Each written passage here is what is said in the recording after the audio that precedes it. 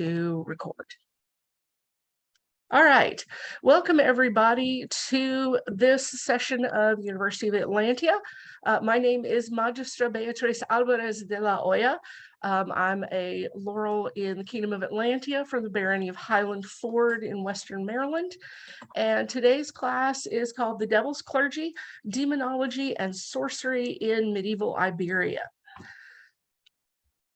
I have dropped a link to the handout and the slide deck for this class into chat. It will be attached to the YouTube video later should anyone need it. What we'll be doing in this class is talking a little bit about the rise of magic in the medieval world and the specific situations that led to the discovery of magic in Iberia. And we'll also look at some of the more famous Iberian grimoires and Iberian figures of magic. All right, so first let's take a look at magic in the medieval world. So one of our more famous philosophers, Catalan philosophers, Berenguer Ganel, tells us in his treatise that magic is the art that teaches one to exercise coercive control over good and evil spirits through the name of God, the names of the spirits themselves, and of the things that exist in the world. Hence, the art of magic is a science of words, because every name is a word. And this gives you real insight into the philosophy, the religious philosophy behind the magic systems that we're going to look at. The major features are coercive control, good and evil spirits, things that exist in the world, and the science of words. And Spanish philosophy relies really heavily on those concepts. So just a tiny bit of background before we plunge in. One of the things that really gave rise to magic as a system, as a topic within Iberia and in Western Europe was the rise of literacy. So as this culture of literacy develops in the 10th, 11th, and 12th centuries, it inadvertently creates the perfect conditions for anxieties in the general culture, anxiety specifically about reading. So there was a wider reading public due to the spread of literacy, and you're finding people reading now who are both clerical and lay people. It's not restricted to monasteries and churches anymore. There's more of an availability of paper, so books become somewhat more readily accessible. And please read readily accessible as compared to before, not compared to now. There was also a larger supply, a bigger variety of reading material. And most importantly, especially to the Spanish, was the phenomena of silent reading. And this is where a lot of those anxieties find their nexus. Silent reading, as reading becomes more common, slowly begins to replace reading out loud. So it creates privacy for the reader. You know, nobody knows what you're reading, but there's also suspicion because nobody knows what you're reading. And if nobody knows what you're reading, it's probably something bad. So this is this whole new cultural anxiety that we haven't seen before. Now, around the 14th century in Iberia, you start to see possession and the use of magical writings becoming this recurring theme in records of prosecution all across Europe, and they're leaking sort of into Iberia. So in 1318, Pope John XXII commissioned the Bishop of Frejus to investigate a group of clerics and laymen who were accused of using books of necromancy, geomancy, and other magical arts. And this is reported in Kiekhefer. So if you are looking for some really good writing, especially on German witchcraft and sorcery, Richard Kiekhefer is a great source. And then in 1319, Bernard Delisio was accused, he was the first accusation of using necromancy against the Pope. So when I say necromancy, we're talking about something very specific. So what we'll take a quick look at are the definition of the artis magicae, the different arts of magic. And there are 7 primary magical arts. Aromancy, which is the divination of the future through cloud formations, so reading shapes in the cloud. Then you have chiromancy, which is palm reading, so determining the future by reading people's palms. Geomancy, which is really fascinating and probably the most complex system, just determining the future of a region by the position and arrangements of its geographic features. So like rock outcroppings and the layment of rivers, etc. Hydromancy is telling the future using water. Pyromancy, telling the future using images that one perceives in fire. Scapulomancy is the divination of the future using bones. It actually started out as reading the shapes on the scapular, the shoulder bone of oxen, which were probably originally used as burnt offerings to different types of gods, and then the bones would be read. And the final one is nigromancy or necromancy. So literally black magic. And necromancy, very specifically, is telling the future, determining the future through speaking to spirits. So there's nothing in this about raising the dead. So medieval necromancers, at least in Iberia and a large portion of Europe, were not trying to raise the dead. They were trying to speak to spirits. And it's become sort of a blanket term over the centuries. But first, to understand where we're coming from with demonology and necromancy et al., we have to talk about a little bit of medieval philosophy, and we're going to talk about scholasticism. Scholasticism is probably my personal favorite area to study, so I might get a little carried away. Y'all can wave me down if I start to, climb the wall or something in my excitement. So scholasticism was a medieval school of philosophy. It involved a critical method of philosophical analysis, which was basically predicated on Latin Catholic curriculum. So if you think about Jesuit education today, they are still working very much within that humanist scholastic context. So research inquiry, a lot of heavy reading, Socratic questioning, and basically trying to arrive at conclusions by inferring them from what we already know. So it was predominant in the European university system from 1100 to 1700. So it really frames a lot of ecclesiastical and philosophical thought until the Enlightenment, effectively. So that method of learning really emphasizes that dialectical reasoning, so reasoning in dialogue, to expand your knowledge based on what you already know. And it was originally and continued on being an attempt to reconcile Christian ideology and Christian theological authoritative sources with classical thinkers from Christian theology. So like the general view of Christianity up to this point was that philosophers like Aristotle, Socrates, and Plato were pagans. Therefore, they had passed away. They did not go to heaven because they were not Christian. They did not go to hell because they were good people. They just sort of float in this concept of limbo. And Christian clerics began reading their works largely through a lot of the efforts of Spanish translation academies. They reacquire these works and they begin to read them, and they're like, this kind of makes sense if we could only make it fit into Christian philosophy tidily. So you see people like Augustine and especially Thomas Aquinas doing their absolute damnedest to make Plato a Christian thinker. And, they're more or less successful, to be honest. So one of the things that scholasticism and scholastic demonology really addresses is this idea of demons. Demons, at the time, their existence is just an accepted basic assumption of Christianity. There is a God, God is good, therefore anything evil cannot come from God, so there must be something else that does it. Now, there's a lot of presuppositions about what demons are. So to scholastics, demons are preternatural rather than supernatural. So preternatural things operate within the bounds of nature.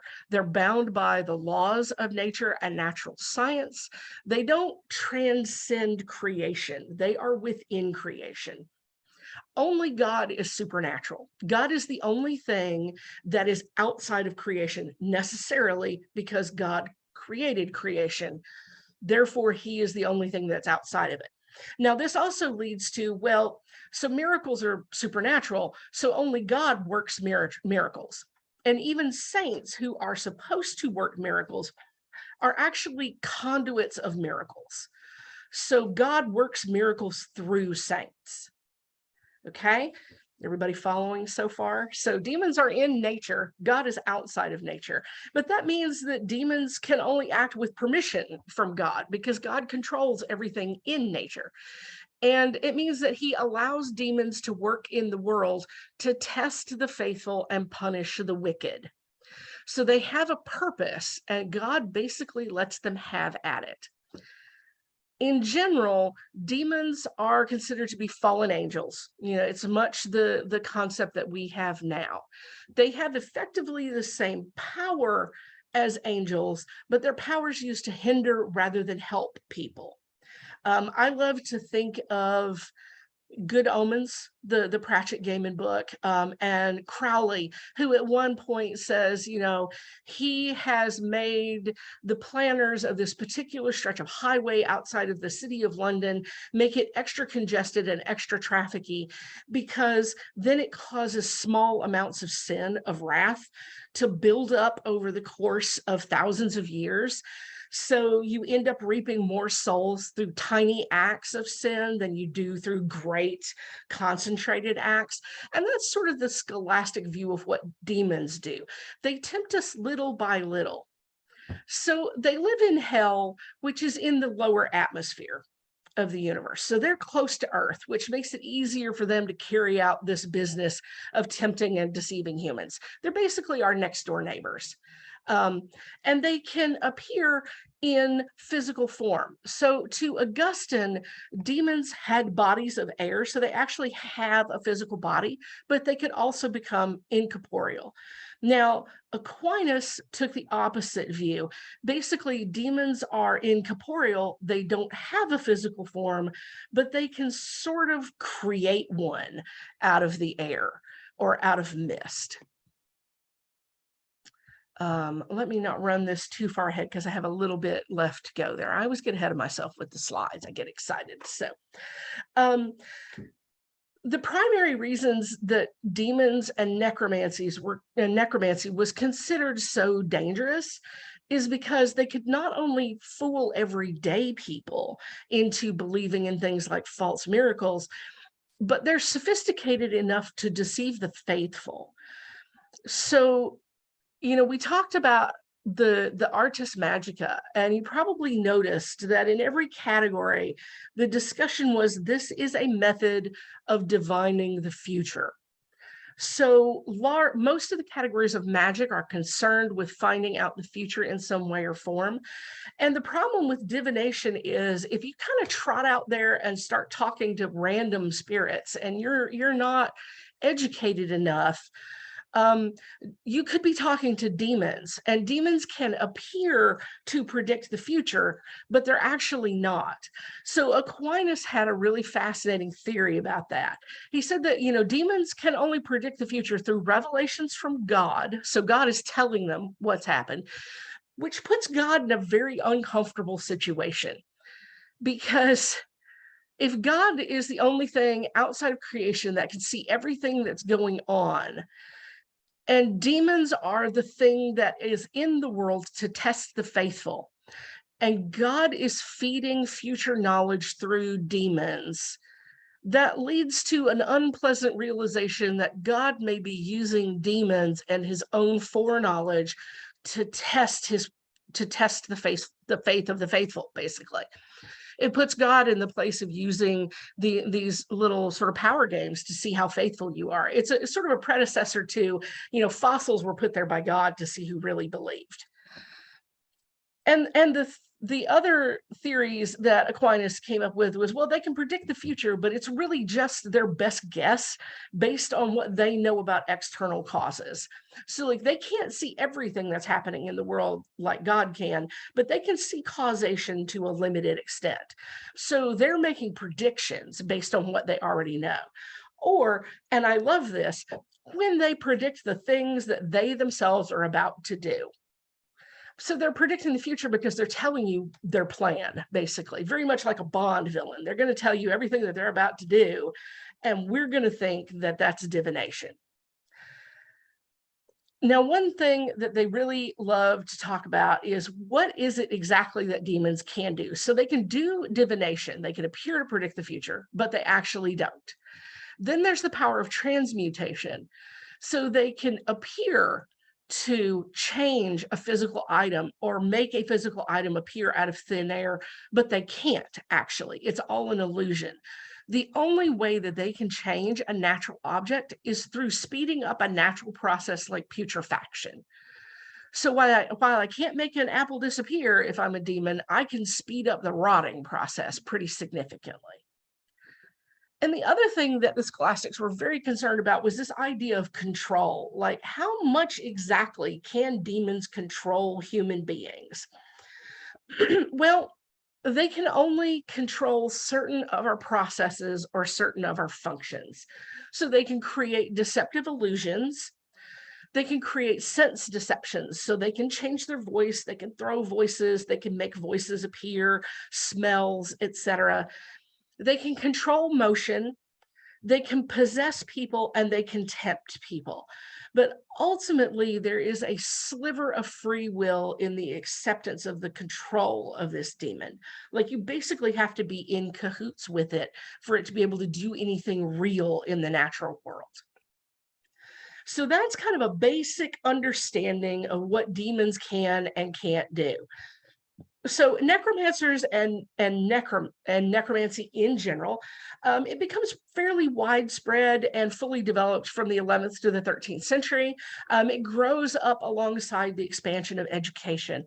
So more and more people are literate, more people are going to monastery schools and the university. And if you've ever worked with teenagers, one of the best ways to get their attention and get them to read something is to tell them they're not allowed to. So, oh, by the way, over here are all those forbidden books that you should not read. And I know that you will not read them. And then you walk away, and that's the first place that they go. So you're seeing a lot of monasteries and universities with very curious people who can now read and are reading silently. So, it gets a little anxiety inducing. So it shouldn't be a surprise that the majority of practitioners of necromancy, speaking to spirits, were clerics in the church. And, not to stereotype, but to stereotype, your average young cleric is usually a young man between the ages of maybe 14 and his early 20s. So he's primed to want to know everything in the world, to be insanely curious, and to be a little bit willing to do stupid things to find out the thing that he wants to do. Let me know if you've never met a reckless 15-year-old, because I have a few to introduce you to. So understanding the sort of brain function of a teenage boy goes very far to understanding, the appeal of necromancy and demonology. But one of the more like immediate factors that most of them were clerics is that, first of all, necromancy, the reading of grimoires, etc., requires you to be literate and to know Latin. And this is not necessarily a skill that your average person is going to pick up. More importantly, according to the scholars of the time and more advanced necromancers, you have to have the confidence, the piety, and enough knowledge of Christian literature to go toe-to-toe with a demon and defeat it. For those of you who have seen The Exorcist, at the end, how is the younger priest able to be possessed? It's because his faith has been slipping. And the older priest reminds him constantly throughout their scenes in the film, you have to remain strong, you must be vigilant, do not listen to it. Because if you don't have that confidence and that piety and you don't know what you're doing, you're just walking into a situation where something can take advantage of you. So most Christian doctrine at the time teaches that pious humans can compel demons using divine power, so the power of God, through Christian ritual, which is primarily exorcism. Necromancers in general considered necromancy to be a broad extension of Orthodox Christian exorcism, along with a generous dollop of Islamic astral magic. So astrology was very popular in Iberia. It was the basis of many of the court's system of functioning, and it was the logic behind a lot of the translation projects that were taken on by different kings. The Kingdom of Aragon, there's a whole book out now called Kingdom of Stargazers that is about nothing but the astrological interests in the Kingdom of Aragon. And then also, if you look at Alfonso X, El Sabio, the Wise, Alfonso X, the Wise of Castile, his whole Toledo school, which we'll talk about shortly, was basically started because he wanted someone to translate Arabic works of astrology. He was very concerned with astrology. So, despite the fact that, you know, necromancy is sort of an extension of exorcism, most necromancers are in the business of summoning demons, so calling spirits, instead of exorcising them. So, you know, they're actually calling up things that they can talk to, but they still firmly consider their activities within the scope of pious Christianity. They're reading these foreign grimoires, but it's always within the structure of their home religion, as it were. So let's talk about a little bit about the foundations of Spanish necromancy. Okay, according to a Spanish philosopher, last name of Beno, after entering into a pact with a demon that was to become his familiar, and Beno is writing about a man named Gerbert d'Aurillac, who eventually becomes Pope Sylvester II. And Pope Sylvester is our first major Spanish figure of necromancy. This is where the idea really gets started. So according to his biographer, Beno, after entering into a pact with a demon that was to become his familiar, Gerbert was tricked into believing that the time of his death would not come before his celebration of Mass in Jerusalem. Thinking that the demon meant Jerusalem and Palestine, Gerbert did not object to celebrating Mass in the Cathedral of Jerusalem in Rome, and not long after he was assailed by disease and died. So this should fit right into our concept of what it is that demons do. Oh, you won't die until you preach in Jerusalem. Oh, you thought I meant that other Jerusalem. No. That church that you just walked into and preached in, that would be the one that I meant. So let's talk about the Black legend of Gerbert Aurillac. Aurillac, throughout his career, endorsed and promoted the study of Arabic and Greco-Roman mathematics, arithmetic, astronomy. He reintroduced the abacus and the armillary sphere to Europe, and he introduced the Hindu-Arabic numeral and decimal system to Europe, and invented the world's first mechanical clock in 996. So this was a man who was vastly ahead of his time. Gerbert was born in 946 in what is modern-day France. And in 963, he entered the monastery of Saint Gerard d'Aurillac, from which he derives his name. In 967, he fostered out to Count Borel II of Barcelona, and he was taken to Catalonia to study mathematics and Arabic. While he was there, in 969, he accompanied Borel on a pilgrimage to Rome, where they met Pope John XIII and Emperor Otto I. And Emperor Otto I was so impressed by Gerbert's mathematical knowledge that he hired him as a tutor to his son, Otto II. So he works for Otto II for quite a few years. And in 973, Otto appoints him the abbot of a monastery in Bobbio. So this is his first serious position within the church. 10 years later, he goes back to France and becomes involved with politics as a supporter of Hugh Capet, the pretender to the French throne. And if you know anything about French history, you'll know exactly how poorly that went for him. And yet in 991, he managed to be elected the Archbishop of Rheims. And then he was removed in 995. So we're edging up on the realm of just like removing archbishops and popes left, right, and center. So as soon as he's removed in 995, he goes back to Barcelona and becomes the tutor to Otto III. So Otto II hires him back to tutor his son. In 998, he's appointed the Archbishop of Ravenna, and then 999, he becomes Pope Sylvester II, the Necromancer Pope. So from 967 to 970, this is a little more background about Gerbert. He studied the quadrivium, the old medieval university curriculum in Catalonia. So that was where he was first exposed to Arabic math and astrology. And after this, he maintains an active correspondence with Spanish and Catalonian intellectuals for the rest of his life. So he's keeping up with what goes on with translation, what happens in mathematics, and so forth. And as the caption says, this Black legend evolves after he dies in several stages from the 11th to the 16th century. So the short version of the Black legend says that Gerbert traveled to Spain specifically to study magic with a Saracen sorcerer, stole a magic book from his teacher, escaped with the assistance of demons, made a pact with the devil for knowledge of the future, and owned a talking head that could tell the future. And Magistra, may I interrupt for 2 seconds? Yes. Are you okay taking a question? Right yes. now? My Lord Volratus has had his hand up for a moment. Yes.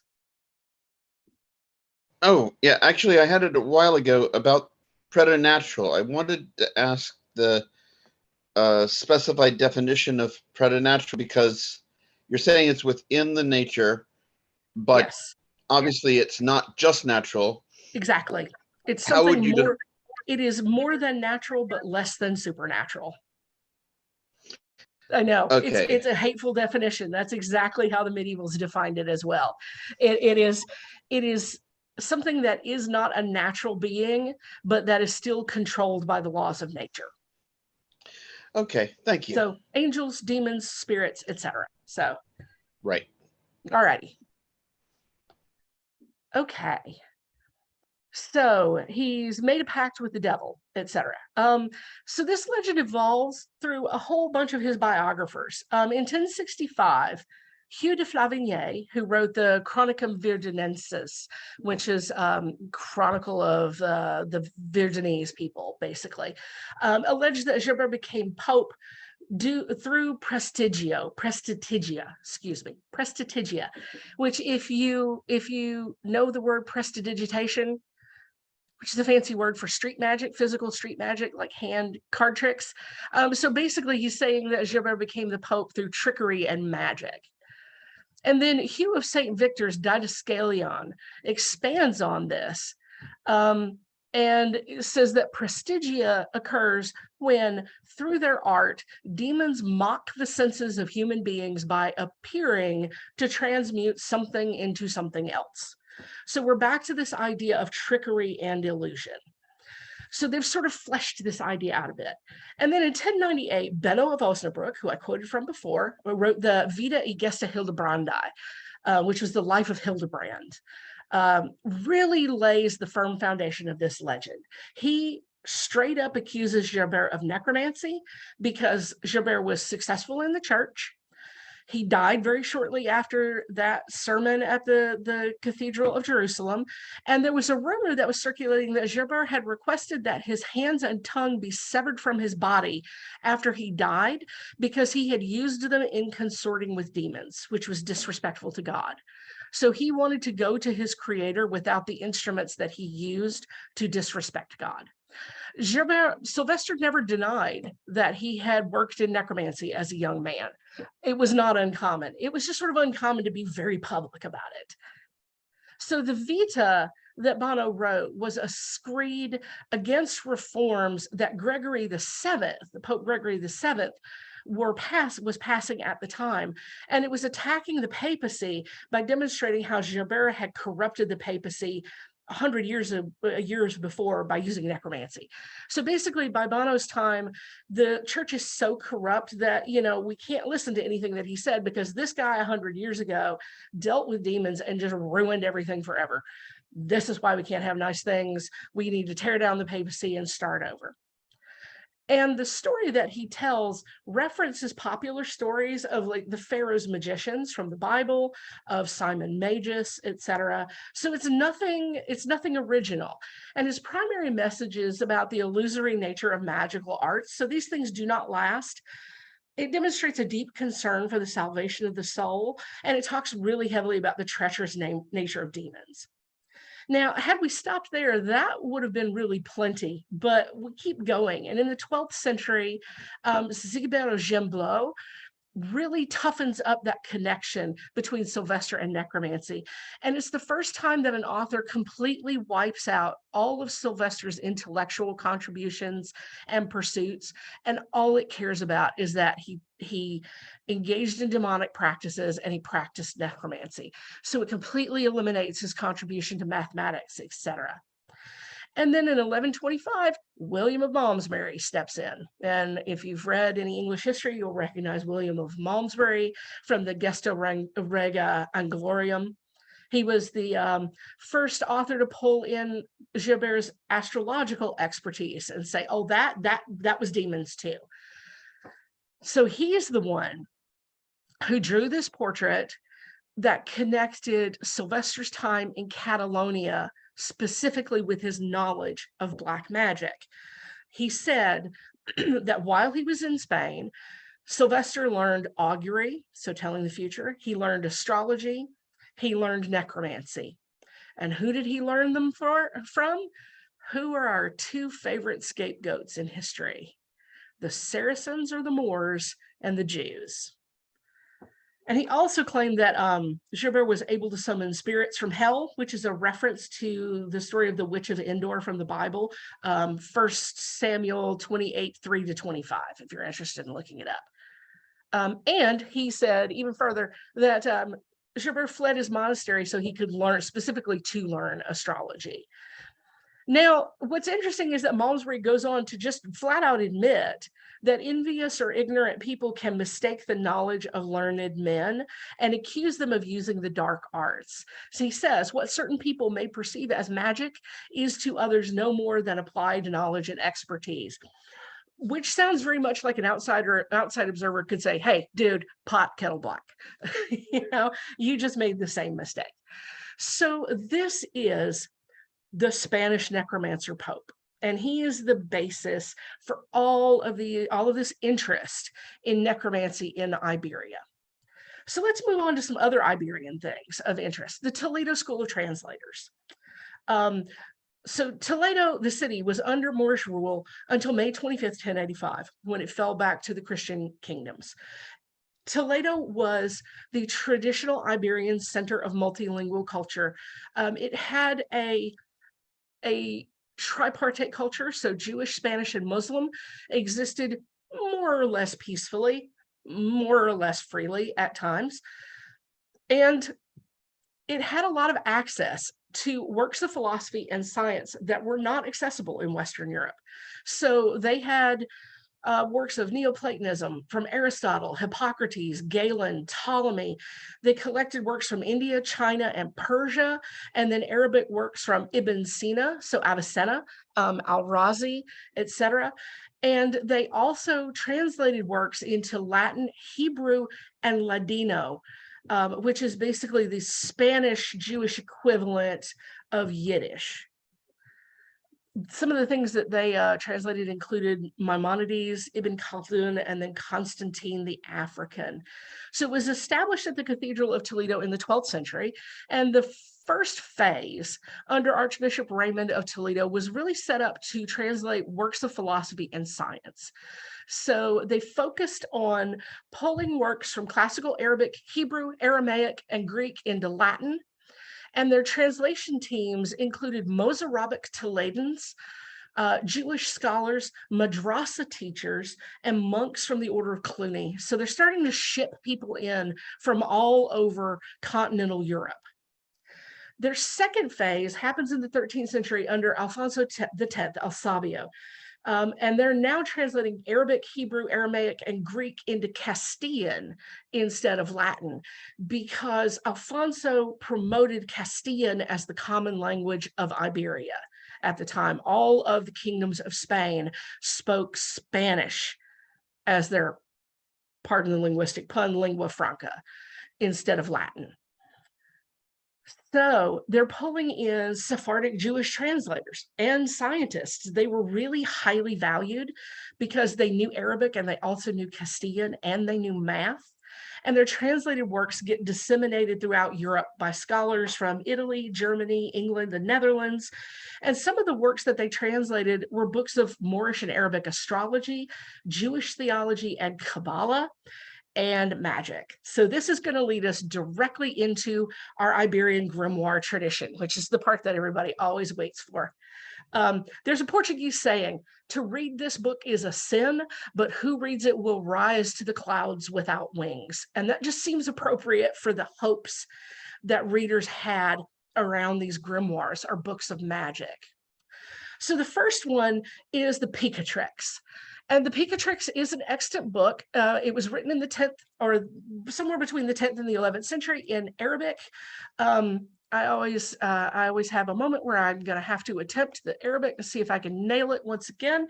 It's attributed to an author named Abu Qasim Maslama ibn Ahmad al-Faradi al-Khasib al-Mashriti al-Kutubi al-Andalusi.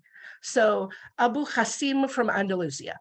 So he's an Andalusian Moor, so still living within Spain. In 1256, from 1256 to 1258, it was translated into Spanish, and it was one of the many books that was requisitioned by Alfonso X himself. So its contents, and these are just some quotes of the headers. So it's several books about the heavens, basically, properties of planets and signs, motion of the spheres, etc. So solid astrology, and book 3 and 4 are all about spirits. And this is actually an image of the book from a museum at Toledo that still has it. And if you've seen any Arabic astrology or even Jewish Kabbalah, this is going to look pretty familiar. So this you can still read today. There's a really excellent book series that's on the history of magic. It's an academic series. I think they're up to 23 or 24 books now that takes on a focused study of each of the different periods of magic. And they have an entire volume just on the Picatrix. Much worth reading. The next one is the Liber Razielis Archangeli. This comes about in the 13th century. It was originally written in Hebrew and Aramaic by Sefer Raziel Hamalach. And it probably came from the Ashkenazi Hasidim, so the Hasidic Jews, the extra-Orthodox, basically.